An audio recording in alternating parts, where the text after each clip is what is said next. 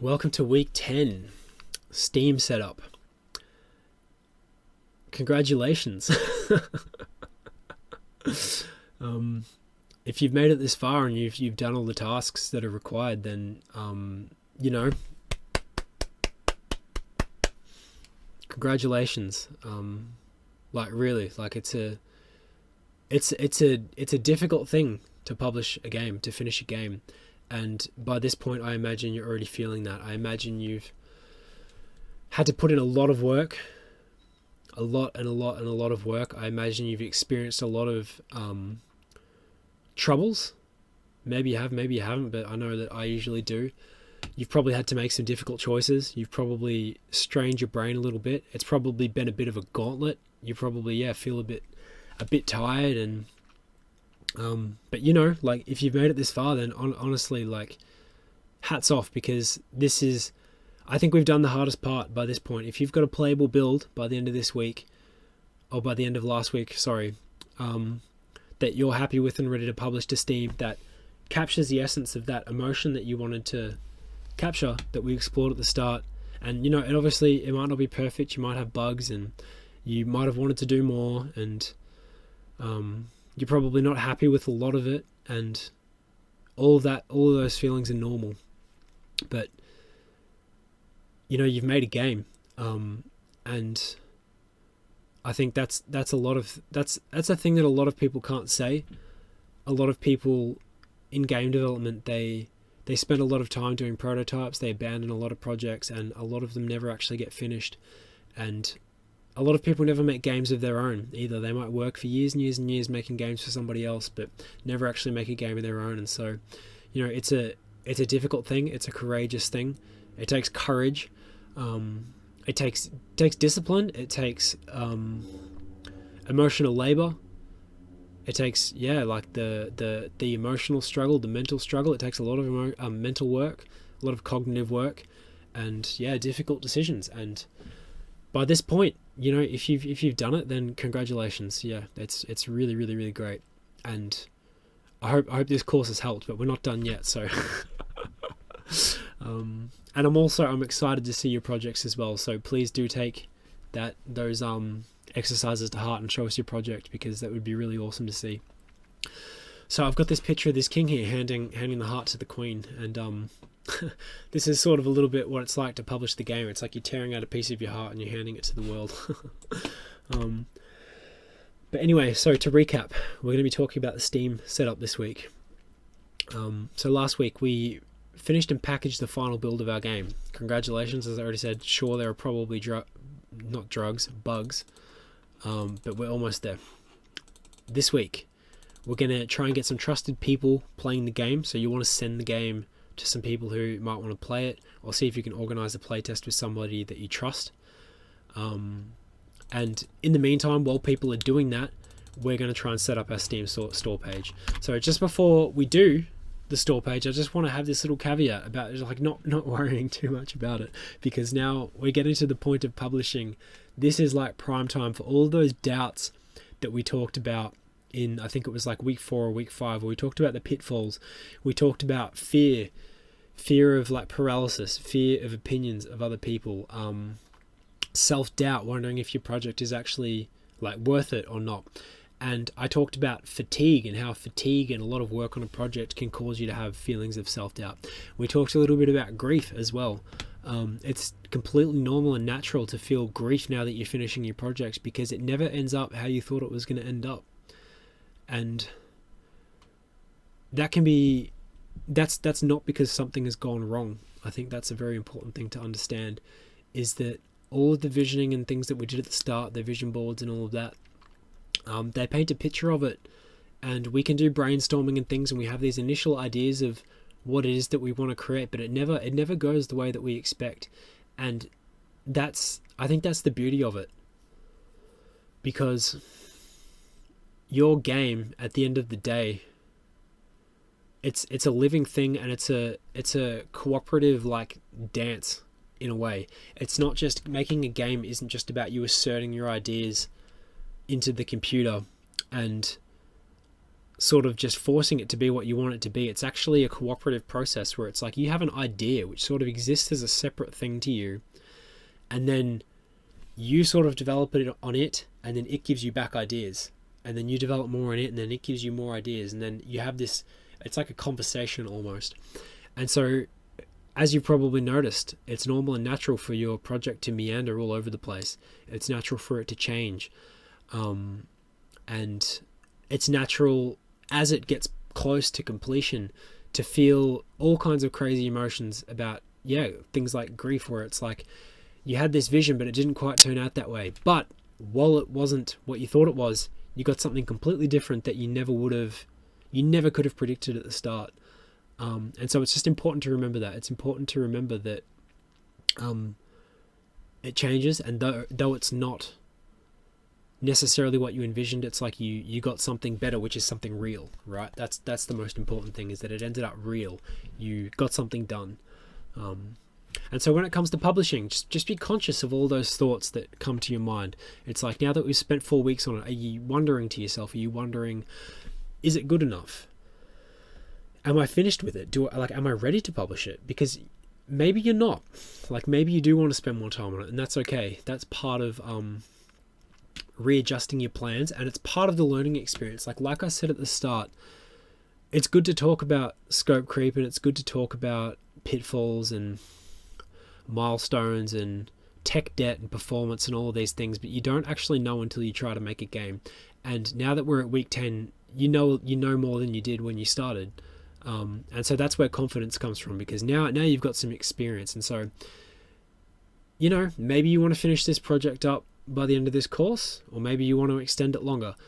There was no way to know at the beginning if what you wanted was reasonable or not. So I think some forgiveness for yourself is actually, and some compassion is probably in order, because you did your best. And I think also some self-respect, because you did it, and you did something scary and challenging, which is starting a creative project over months and months and months, and investing all this time into it, not knowing if you're going to be able to finish it, not knowing if you're up to the challenge.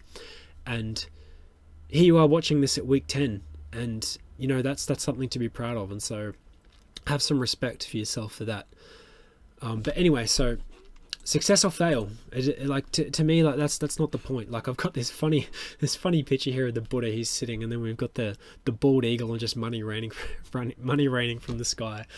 And I've just written down here, if it rains money, then great, but be like the Buddha, detached from the material world and the earthly desires, or whatever the fuck.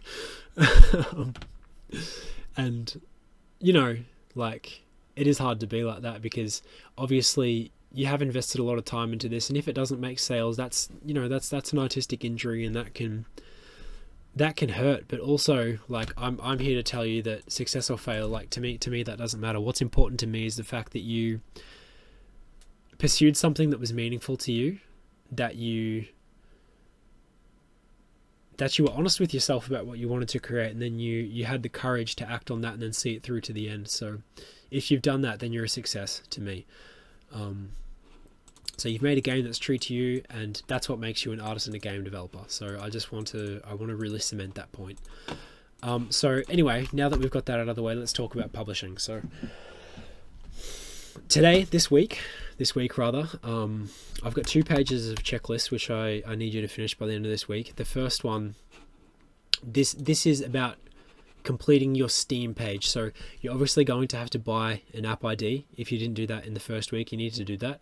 And once you do that, that'll immediately give you access to the back end of the publishing portal, where you can see all the Steam settings and things like that. So here's a checklist of things that you need to do for your page. You need to make store graphical assets. Steam requires you to make a ton of different resolution images to display on the store page. So things like icons, banners, thumbnails, etc. So the way that I do that, you can use Photoshop if you've got Photoshop, but I don't use Photoshop because I don't like Adobe, and I feel like I've been ripped off by them so much, and I hate dealing with them. So I use this free tool called Canva.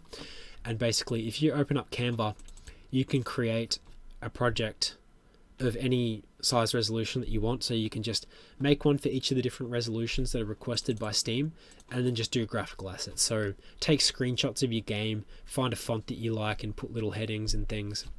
And don't worry too much about it. Just do your best. Try to show off the best parts of your game, and take some screenshots for your carousel, which I haven't put on here. I might just add screenshots for carousel too. So in the screenshots for your carousel, put some stuff that is like gameplay, stuff that gives players an indication of what the game is going to be like to play, stuff that's easy for them to relate to and easy for them to get a sense of what the game is. You learn about all that sort of stuff if you dive into marketing. There's plenty of resources about doing Steam pages online. There's YouTube videos there's experts who who specialize in like Steam pages and shit like that. So I could probably benefit a bit from doing some more research into that as well. So to do your graphical assets, use Canva. To do your trailer, you want to make a trailer for your video. I use DaVinci Resolve, so that's free editing software which you can download here. I don't know much about how to use it. All I do is upload clips, cut them together, overlay some music, maybe add some text and some promotional material, like buy this in the description or whatever, and that's it. I take screenshots from there as well, like screen captures, and that's basically it. It's not a steep learning curve. Just learn how to do the basics, and then you can make a trailer. So show off what makes the game unique, make the game relatable and easy to understand at a glance. That's important for your Steam page. Good communication. So now you need to fill out the game details and sales copy. So Steam is going to ask you to write like a quick description that shows up in the top right of a Steam page. They're going to ask you to write information about what to expect from the game, and etc. So just make sure that you've got time for this. Make sure that you've got time to make all the assets, go through the checklist, and etc. If you're not sure about what to write, just look at similar games to yours and just copy their info. Like I do that for the PC specs, for example. I just copy them from similar games made in Unreal Engine, and that helps fill that out. I should also mention that Steam has a checklist on the back of their publishing portal as well. So they have their own list of things that you need to click or need to check, and you can tick each one of them and then make sure that you're not missing anything. So you need to go through that throughout this week and just leave a lot of time for it, because it does take a lot of work. And finally, the most important thing is actually uploading your game itself. Now, if your project is smaller than 2 gigabytes, you can upload it using a zip folder. That's what I did for a long time, because I found the alternative method so confusing, and there wasn't any good documentation for it, so I would just make sure that my games were tiny before I uploaded them. But basically here, I'm linking a video here. If this link gets broken for whatever reason, if this guy removes the video, then just contact me and I can upload another one. But this is a great tutorial. This shows you how to upload your game using the Steam graphical user interface, which is so much easier than using the command line. It makes so much more sense to my brain than the confusing bullshit that they put in the Steam tutorial. So don't even bother watching the Steam tutorials. If you want my honest opinion, just watch this video and that'll show you how to upload it. So that's your Steam page, and then here's just the check-in for this week. So you want to do your pre-launch checklist on Steam, so that's everything here, and the rest of the list which is available on your Steam app homepage. Purchase your app ID, finish your store page, upload your game build, etc. And then what you need to do is you need to submit it for review. So leave like 3 to 5 days for this. Try to submit it for review probably midway through this week, and then it leaves them time to review it and get back to you, because they're going to have problems with it. They always have problems with it. They'll say, oh, you can't do that in your game, or your description isn't quite right, you haven't included enough information, or you missed this field, or blah blah blah, you didn't tick this option.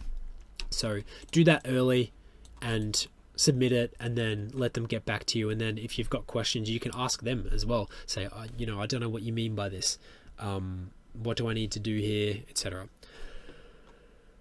Now, depending on how long that takes, you might not get to this one here this week, but basically once you get your project approved, so they've reviewed your store page and they've reviewed your game build, you need to schedule it for release, and it needs to be public and online and viewable on Steam for at least 2 weeks before you can actually click the launch button. So the purpose for that is so that they can build wishlist. Basically, they want you to have your game there so that you can promote it, people can be aware of it, and wishlist it before it launches. So just be mindful. So week 10, by the end of week 10, ideally you want to have your game page public on Steam. That might be a bit ambitious given that we're doing the store page and the game build review in this week as well, but just schedule it as soon as possible, so that you can get that 2 weeks grace period done ASAP. And that's only available after the store page and the game build are reviewed. Or I might even think it might just be the store page, actually. It might not even be the game build, so you can have a look into that. But as soon as that's ready, set a date for your project to release and then make it public. And then, of course, share it with people so that you can get people aware of it, and your friends can wishlist it, and then when it launches, people can download it and play it. Also this week, check in with your playtesters. So if you sent the game to anybody, see how they're going with it, get any feedback, because next week we're going to be doing bug fixing. So you want to try and get as much data as possible about things that worked and didn't work, and maybe you can get somebody to do like quality assurance. Like I have a little brother, for example, who loves finding bugs in games, and he just plays them forever and just finds all the little niggly issues. So that's good. That's good information. You don't necessarily need to fix them all, which we'll get into next week when we talk about bug fixing.